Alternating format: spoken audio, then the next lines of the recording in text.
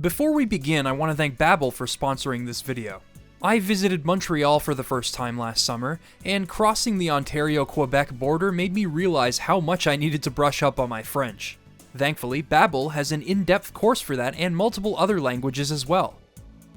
Babbel is one of the top language learning apps in the world, and upon trying it out for myself, it's clear to see why. Babbel makes learning a new language simple and fun, with customizable lesson plans catered towards how much time you have per day, and lessons that prepare you for practical situations and conversations, whether they be work, relationships, or in my case, travel. The lessons themselves are designed by actual language teachers, and are proven to help people speak their new language in 3 weeks. C'est Pierre. So if I'm ever in a situation where I need to ask, où sont les toilettes? I won't be in trouble. And if you change your mind about Babbel, they offer a 20-day money-back guarantee. Click the link in the description to get 60% off on your subscription, and let me know what language you like to learn and why. Merci beaucoup, Babbel. Speaking of language...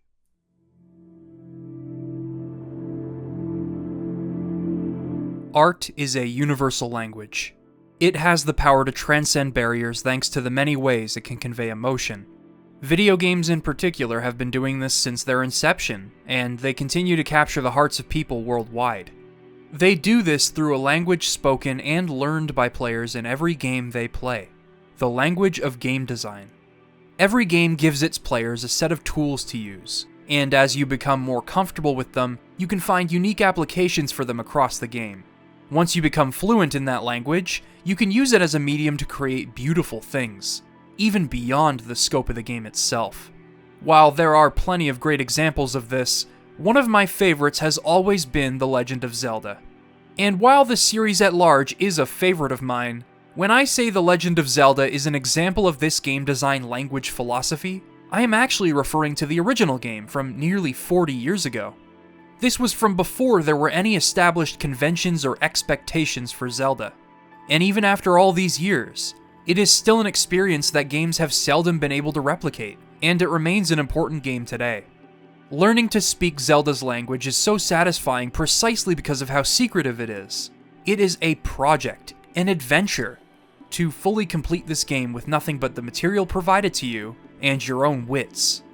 You'd investigate hints in the manual, refer to your maps when you find yourself lost, and finally put everything you've learned to the ultimate test as you discover the hidden entrance on Death Mountain, conquer the final dungeon, and defeat Ganon. You can learn how to apply your knowledge of the game in so many different ways, and it's possible to discover things at seemingly every turn. In the modern day, the original Zelda game is a fascinating relic of a bygone era. An era that I was not a part of. I was born after the 1980s, and well into the 1990s after the internet was made widely accessible. When I was growing up, anything I needed to know about a game was merely a web search away. I didn't need to subscribe to Nintendo Power or purchase strategy guides and cheat code books, although I still did those things anyway. With this in mind, it feels like the design of the original Legend of Zelda is on its way to becoming obsolete. A forgotten language. A dead tongue. If you choose to follow an online walkthrough, the original sense of mystery and the nature of its puzzle solving is lost. If you choose not to use any resources and just go in guns blazing, it may seem inaccessible for some. But that's precisely why I find myself in love with the game. Deciphering the original Legend of Zelda remains a distinct and fulfilling experience, and few games have been able to evoke similar feelings of satisfaction, even within the Zelda series itself. I've always wanted to break down what exactly made it special, even if I am outside of the demographic that experienced it when it was fresh, because I love the original Legend of Zelda, and I think it's possible to appreciate it, even if you weren't around for its initial impact. In this video, I'm going to do just that. I'm Liam Triforce, and this is a video about the endangered design of the original Legend of Zelda that I've come to love. When I first attempted to play the original Legend of Zelda, I was around 7 or 8 years old. It was on my mother's old Nintendo Entertainment System, and all I had was the cartridge. By that point, there were plenty of online resources for me to look into, but I chose to sit all by myself and play. I managed to find and complete the first dungeon without any help, after dying several times of course, but I kept getting lost amidst the scrolling screens of Hyrule and biting the dust yet again. Compared to the Zelda games I was used to back then, the unforgiving nature of combat, the sprawling, open-ended structure of the overworld, and the lack of any in-game explanation was enough to drive me away. For a long time, I perceived the original Zelda as a game that I would never be able to get into. But there were two things that kept me intrigued. While I did mention the structure of the overworld feeling alien to me, I later realized that it was also unlike anything else in the Zelda series at that point. Sure, the dungeons had a recommended order, and certain items were required in order to enter and clear subsequent dungeons, but armed with prior knowledge of the game, you could grab whatever items you needed before storming Death Mountain right away and bringing the fight to Ganon. The other thing to pique my interest was a conversation I had with a family member about the game. I mentioned that I had no idea what I was doing, and he told me that he was able to beat the game in the late 1980s, but it took him months to solve everything on his own. He didn't have magazines or guides to help him out, but he did have two crucial things. The first was a group of friends that were also playing through the game at the same time, who shared their findings with him. The original Zelda may have been a single-player game, but due to its confusing and secretive nature, sharing secrets with friends and discussing the game was part of the journey. This ended up ringing true a short while later when I discussed the Wind Waker with my friend, and we both exchanged notes on how to solve certain mysteries like the Triforce chart quest, or finding Cyclos and learning the Ballad of Gales. More on that in my Wind Waker video. Video games are inherently more enjoyable when you can talk about them with others. Even in the age of the internet, especially in the age of the internet, you can always learn of new strategies and unique experiences and perspectives, and that is true in particular for non-linear games like the original Zelda. The second thing he had was the instruction manual. At the time, this baffled me. While I enjoyed flipping through the instruction manuals of games I owned at the time, it was mostly just to examine the artwork and flavor text, as they'd otherwise contain information conveyed through tutorials in the game itself. This wasn't always the case, but instruction manuals were largely on their way out when I was growing up. In the 80s, instruction manuals were often required for players to fully understand certain games. While this may be more true for certain ambitious and complicated Atari, Intellivision, and ColecoVision games, it was still true for certain Nintendo games as well. Even Super Mario Bros., which features some of the most famous teaching tools embedded into its design, still has useful tips in its manual not explicitly taught by the game. The Legend of Zelda in particular requires players to read the manual. There are explanations of items which are required to understand what some of them do and how you can apply them, and there are maps, guides, and numerous hints that are crucial to unlocking the secrets of Hyrule. But most people playing the game today that grew up in an age beyond the instruction manual wouldn't have known. Although this game has been re-released countless times, new players would have to seek out the supplementary material that used to be included with the game themselves, as it is either omitted from those re-releases, or it is tucked away as an obscure option. The manual was your study guide, and the game was your open book exam. Years later, I picked the game back up. Armed with a sense of open-mindedness thanks to knowledge I'd accrued over the course of several years, as well as the instruction manual and map, which you can now view on Nintendo's website, I was finally ready to give the game another shot. It was relentless. It was unforgiving. It was an adventure. Here's how I learned to speak Zelda's language.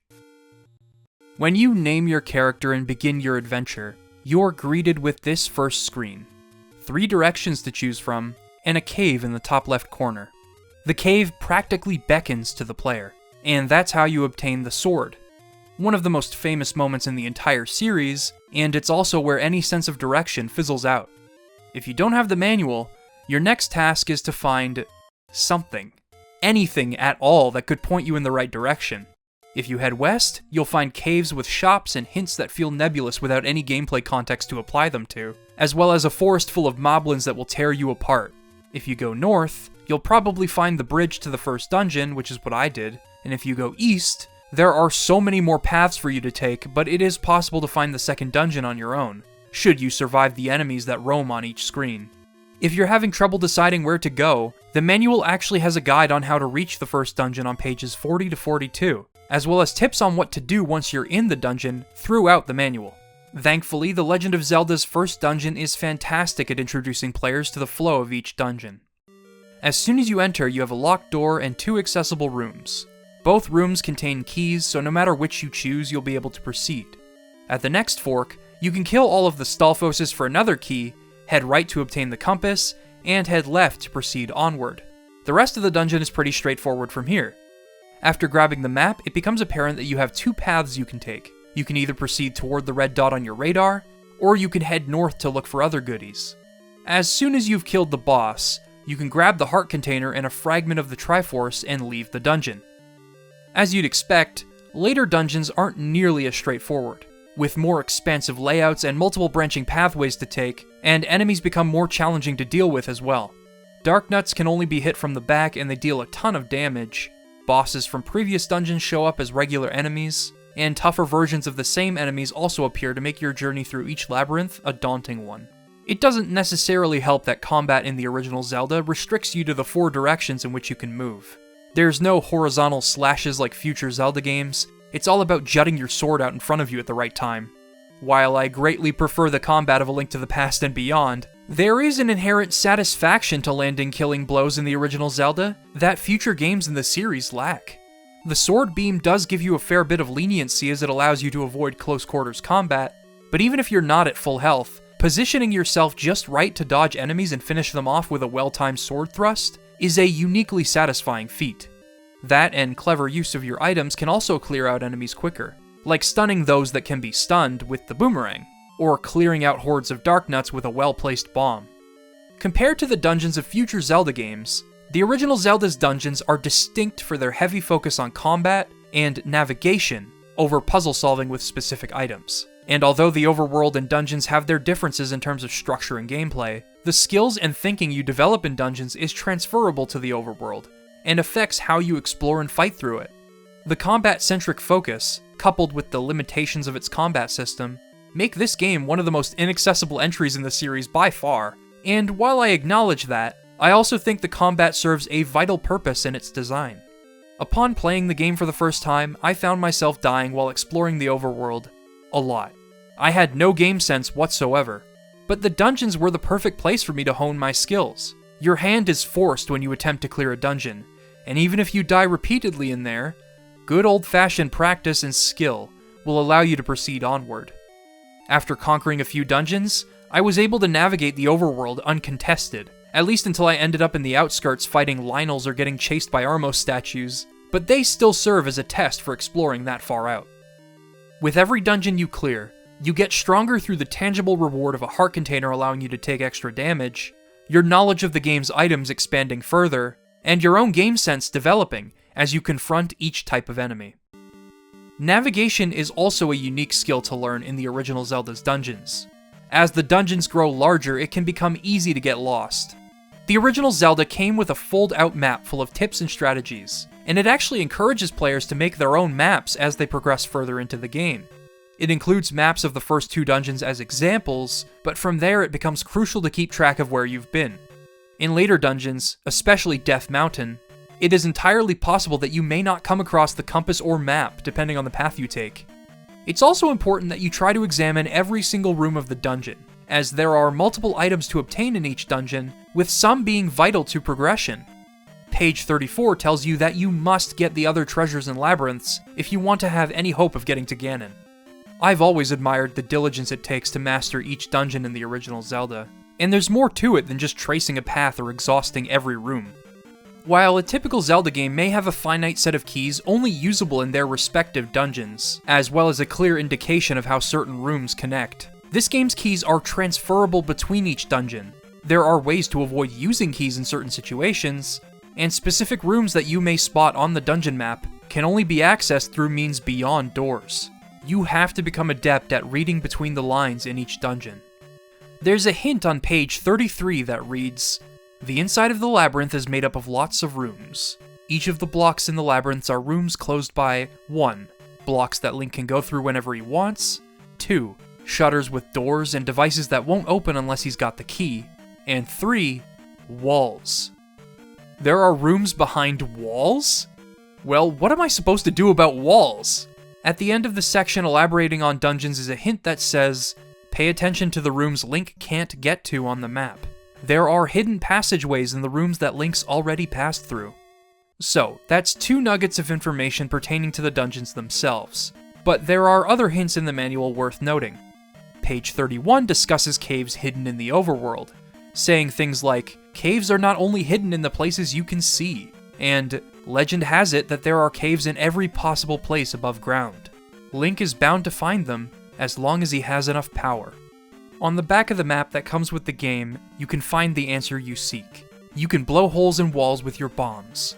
This opens up so many more possibilities for secret entrances in the overworld and dungeons, especially as you take notice of other hints on the fold-out map, like the fact that you can burn trees to find things, or how you can find a certain item to push giant boulders.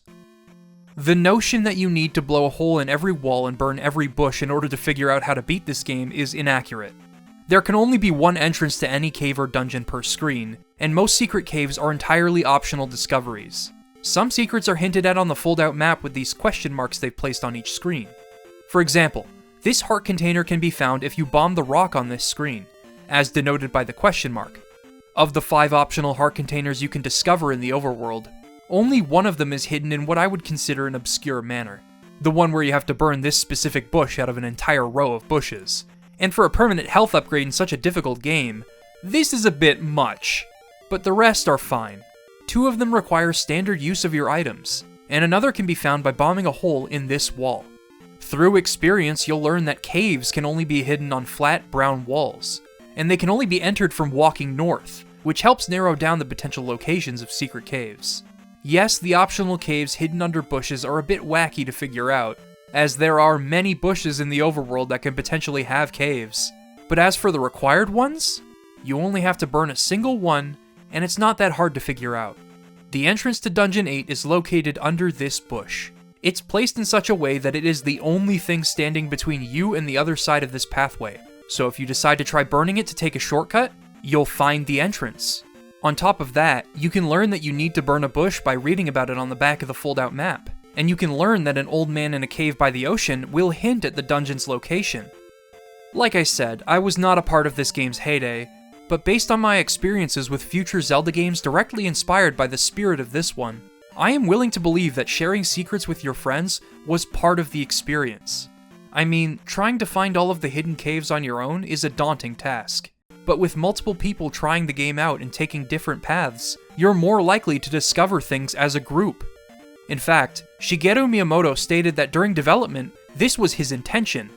This is a beautiful trait that has persisted throughout the Zelda series, with the speedrunning community and the trademark amount of detail in the Zelda series driving discussion for years and years. But never has it been so crucial to a Zelda game's design since the original. Going back to the instruction manual once more, I want to emphasize that Zelda's teaching tools are not exclusively tied to it. While it is a fantastic resource to flip through and a core part of the experience, the practical learning that takes place in dungeons makes it apparent that this game still has a lot to offer beyond that booklet. Although the seeds of secret seeking are planted with bombs, bush burning, and whatnot, there are many more moments where the game will leave you to your own devices to discover things. In nearly every dungeon is a secret old person that will give you a hint or offer an upgrade to your bomb capacity. Sometimes they can be behind locked or closed doors. Other times you have to find them by bombing walls. They don't just tell you about a boss's weakness, though. Sometimes they could be referring to secrets in the overworld, like the white sword in a cave above the waterfall. With nothing but a vague hint to go off of, finding the white sword was one of the most exciting moments of my initial playthrough, as I just kind of stumbled upon it and fought past a Lionel to obtain it. Eastmost Peninsula is the secret is probably one of my least favorite instances of mistranslation in the game, and it doesn't even match the Japanese text in the slightest, but it does point you toward the money-making game at the northeast part of Hyrule, as well as someone in a cave that will give you a piece of parchment and say, "Show this to the old woman." There's an old woman in a cave near the first screen of the game that won't say anything when you enter. If you remember her and show her the parchment, you'll be rewarded with the ability to purchase blue and red potions off of her for affordable prices. Red potions are essentially like buying 2 blue potions, as you can fully restore your health twice, and the old woman is offering them for the price of a blue potion and a half. As you could imagine, I bought potions here right up to the end of the game. Remember how I mentioned that item needed to push boulders? Well, I found it on the playthrough I recorded for this video, without remembering where it was. There's a secret shop hidden underneath this Armo statue up here, and I usually go here to purchase the blue ring, which cuts the damage I take in half. Of course, upon learning that Armo statues could be hiding things underneath, I went around pushing all of the Armo statues that I could, as well as making sure not to die when they came running after me. There aren't very many of them throughout the overworld, and eventually, look at that! I found the power bracelet, which allows me to access shortcuts and travel more easily around Hyrule. Sometimes scanning the manual and putting the pieces together is its own reward. The entrance to Dungeon 7 has multiple clues to its whereabouts scattered throughout the game and its supplementary material. In Dungeon 6, you can find an old man that says, "There are secrets where fairies don't live."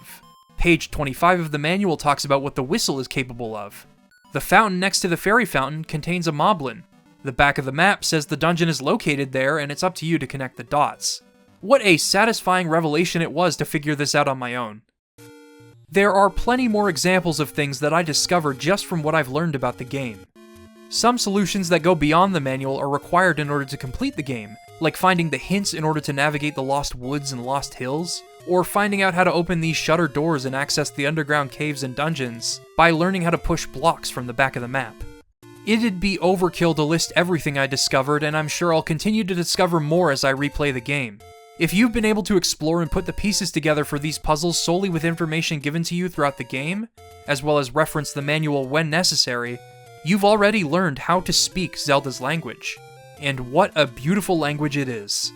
There are some brilliant puzzles throughout the Zelda series, but I still think this game's hands-off, resource-driven approach to conveying puzzle solutions is one of the most admirable I've ever seen in a video game. And it is a rare breed even today to see puzzles demand such outside-of-the-box thinking and ingenuity from the player in action-adventure games. It provides such a raw, profound sense of accomplishment to figure these things out on your own, and those aha moments are the foundation to which Zelda is built upon. Now, even with everything I've said, I understand that this game isn't going to be for everyone. Getting rupees takes a long time, and you need to make a number of expensive purchases to stand a chance in the later stages of the game. And although the combat is rewarding, it's also wildly frustrating at times. While the game does incrementally prepare you for its tougher assortments of enemies, oftentimes they will get a bit carried away with the amount of dark nuts on screen, or certain combinations of enemies. Some things are also a bit too wacky to figure out. When it comes to finding the magical sword, the meet the old man at the grave hint is pretty straightforward, but actually finding the grave he is located under is a different story, as you will have to check every grave and release a ton of guinea before you can find the correct one. This is essentially what those that don't like this game think the entire game is, compressed into one area. There are also instances where mistranslation can impede a player's progress. I've already mentioned Eastmost Peninsula, which is somewhat vague, but there's an instance where a crucial hint is omitted from the English version of the game. In Dungeon 8, the old man says, "Spectacle Rock is an entrance to death," which is yet another vague hint, this time toward the location of the final dungeon. In the Japanese version, however, he says something along the lines of, "Look for the arrows in Death Mountain." Thank you to Legends of Localization for the translation. The silver arrows found in Death Mountain are the only way to kill Ganon, so it's kind of an essential hint. In Dungeon 5, an old man says, "Secret power is said to be in the arrow," but you'd be forgiven if that didn't come to mind when you were exploring Death Mountain, because why would it? Anyway, with all of this talk about Death Mountain, I think it's time we discuss how this game wraps up. With all of this knowledge in our heads, all that's left to do is prove our mastery over the game. The road to Ganon is a long one, and before you can even set foot on that road, you have to find it first. Based on the hint given to me, I look for a rock I can bomb, and enter the dungeon. Death Mountain is a sprawling, confusing labyrinth with secret rooms, locked doors that lead to dead ends, and some of the most brutal confrontations with enemies in the game. Although the preceding dungeons were building up to this, Death Mountain's colossal amount of rooms and underground paths that lead to other parts of the dungeon make it especially difficult to solve. You are basically required to create a detailed map if you want to have any hope of making it to Ganon on your own. The act of doing this made navigating the dungeon not just more manageable, but also much more fun. I'd been doing this to complete the previous dungeons as well when they get a bit too confusing, but Death Mountain becoming something of a cartography project brought me joy in a manner unique to video games even today. The magical key can also make this dungeon a lot easier to explore, as you won't have to worry about wasting your keys on dead-end rooms. Oh, and you also need to ensure that you obtain the silver arrow, and thankfully you can grab the red ring here as well to increase your defense yet again. But if you've gotten this far, you should be able to make it through. Fighting Ganon in and of itself is a puzzle to solve. Ganon will turn invisible and shoot at you, and in order to deal damage, you need to follow his trail of fireballs and swing your sword where you think he'll appear next. When you hit him, he'll appear for a brief moment. Once he changes color, that's when you're supposed to shoot him with the silver arrow. He'll disintegrate into ash, leaving behind the Triforce of power. With this, as well as yours and Zelda's pieces, the Triforce has been restored, bringing peace to Hyrule. I think the original Legend of Zelda is an experience that is challenging to appreciate today, but it can be done.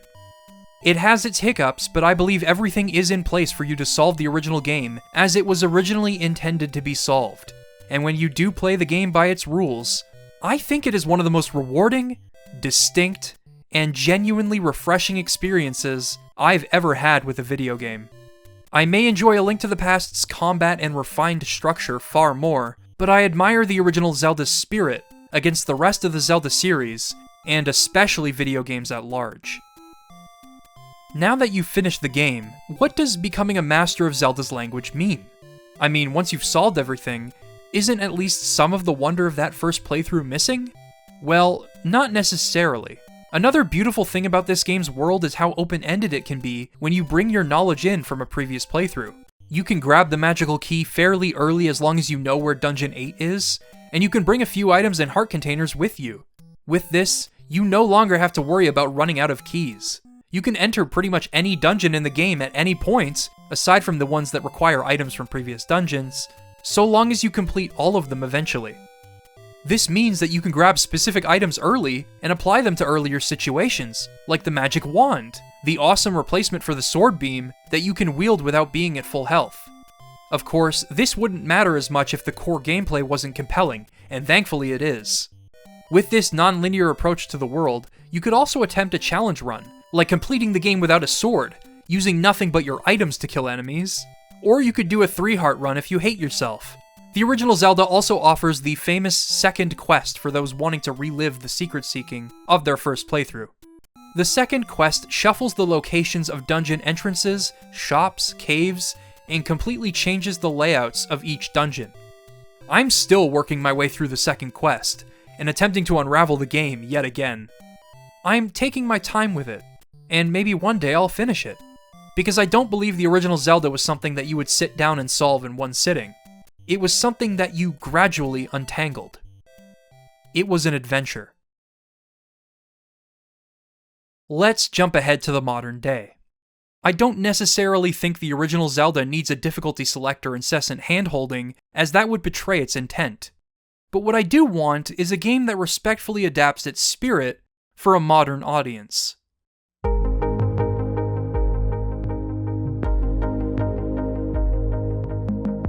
Tunic follows a little fox adventurer on his journey through an ethereal, fantastical world ravaged by ancient technology. The gameplay itself is a mixture of elements from Zelda and especially Dark Souls, but that is just a blanket statement that does a grand disservice to what the game does of its own. As you explore the overworld and follow the breadcrumb trail toward each objective, you'll pick up pieces of an instruction manual to read. Although a lot of the language it uses seems impossible to understand, the few words you can read, as well as the gorgeous illustrations it includes, can both help by providing gameplay tutorials, crucial hints, and maps of each area. Sound familiar? Indeed, developer Andrew Sholdis has taken clear inspiration from a certain classic triangle-seeking game. The manual is meticulously detailed and filled to the brim with things you can use to figure out where to go, as well as strategies to confront enemies and bosses, much like the original Zelda's manual. The game is also brimming with secrets, hidden thanks to its isometric perspective and the items you obtain from each dungeon, and this breathes more life and depth into the areas you explore, as is to be expected from a game directly inspired by Zelda. The dungeons themselves are modeled more so after the areas in Dark Souls than they are something like A Link to the Past, which lend themselves well to the combat-centric focus of Tunic's gameplay. But don't worry, the secret seeking is there, and it is beyond incredible. After reaching both bell towers and clearing the fortress of the Eastern Vault to obtain the red key, your next step might not be entirely clear.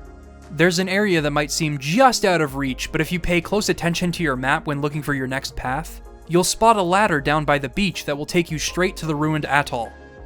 Nearby, you can find a page for the manual on the shores beneath the bridge, and it contains a hint that leads to a big revelation as well. Although it contains a map of the exterior of the Eastern Vault, it also has a little blurb at the bottom depicting both those gold platforms you'll have likely seen throughout the game, and those statues dedicated to fallen heroes of ages past.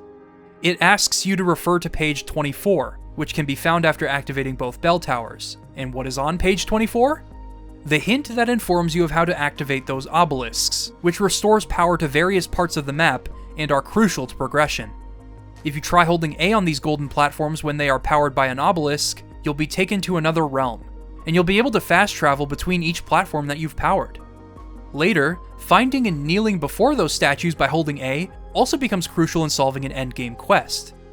These are but a couple of examples of how remarkably Tunic is able to resurrect the spirit of the original Zelda. It never makes your path too clear or too confusing, and allows you to envelop yourself in its world.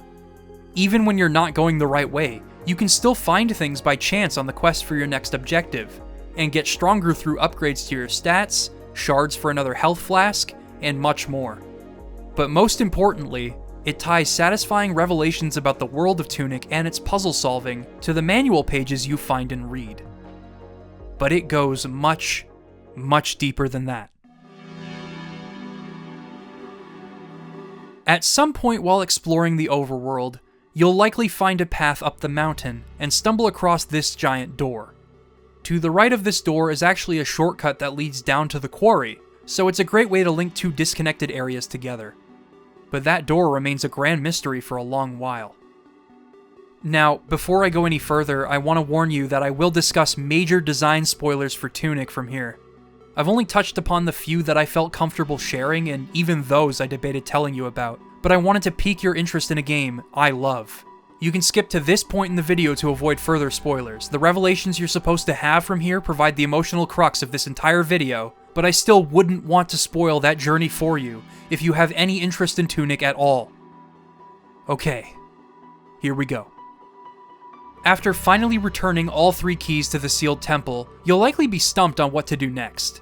If you were like me and you tried warping to every available square in that other realm, canonically known as the Far Shore, you may have stumbled across an arena with nothing but a floating sword in it. If you come back here after returning the keys, you'll be met with a boss fight with the Heir, who straight up kills you. You wake up where the game began as a spirit. You'll have to investigate the swamp and the cathedral. From here, you'll obtain the Crown of Teleportation, allowing you to warp across platforms and find things you'd never thought you could reach otherwise. Throughout the game, there's always been this lone manual page sitting in the middle of the fountain. Only when I obtained the crown and began playing around with it did I think to warp into the middle and collect the page. The front of the page once again tells you to refer to page 23 and begin warping around, but the other side informs you of something huge. The Holy Cross. Perhaps you may have heard about this Holy Cross before, but this page makes it clear just what exactly the game is talking about. It's the D-pad. The Holy Cross is the D-pad. Okay, so what does this mean? Well, on the left side of the page are images of doors you've probably seen throughout your adventure. Perhaps the directions on the page could be the key to opening the door? Sure enough, that is the case! In the room just above the fountain, you'll find another manual page that goes into more detail on how this Holy Cross can be applied to things around the overworld. It also makes mention of that golden obelisk where you can find the fire rod, and if you enter a code there as per the doodles made on the page, you'll obtain yet another manual page, this time pointing you towards even more places where you can input sequences with your Holy Cross, as well as a mysterious square filled with numbers that sync up with the giant door I mentioned earlier, assuming you obtained that manual page by smashing the glass in the library. Well, let's take a look at this for a second. Clearly this has something to do with the door in the mountains, but what's with all of these numbers? Have you figured it out yet? No?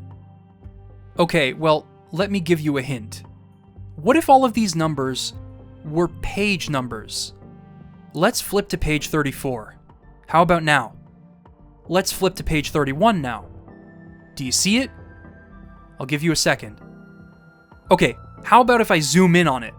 There's a pattern there that's similar to the ones we use the Holy Cross to solve, isn't there? Now let's look back at page 34. Do you see a pattern now? It's marked in gold. Page 33, there's one in the clouds. Page 11, it's pointing to the little fox. Page 12, they're highlighted by a golden square. Every single number on page 49 refers to a page, and each page has a piece of a giant puzzle. You'll need to connect the dots on all of these pages and then finally input the sequence correctly once you have the entire path charted out. You'll need every single manual page to do this. So, once you've found them all, get to solving that puzzle.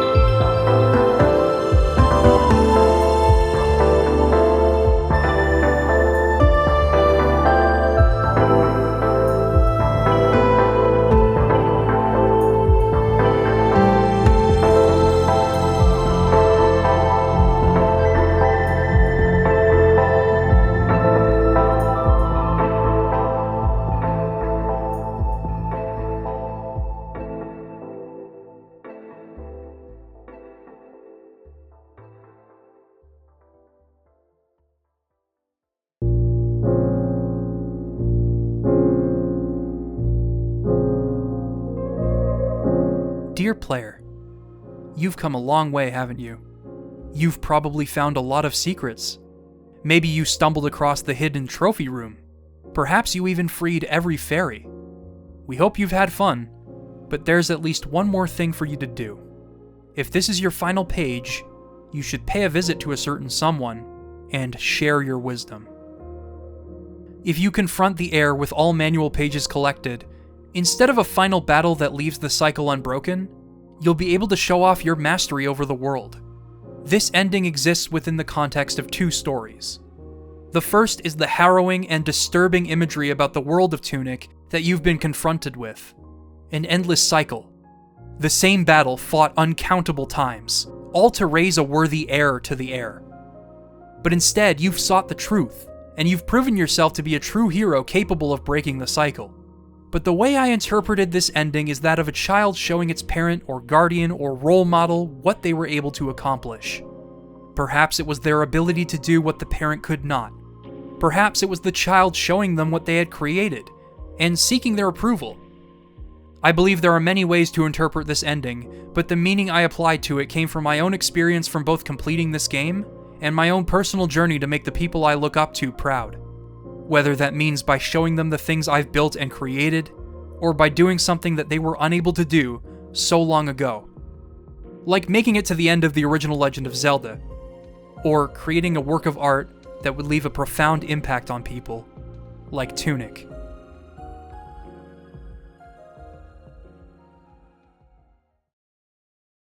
The journey for Tunic's secrets doesn't have to end there, though. There's countless other ways to apply your knowledge, and you might even find patterns everywhere. Perhaps you might figure out what those notes referring to the windmill might mean. Maybe you'll hear patterns in the sounds of these wind chimes. You might even take things a step further and decipher the game's language.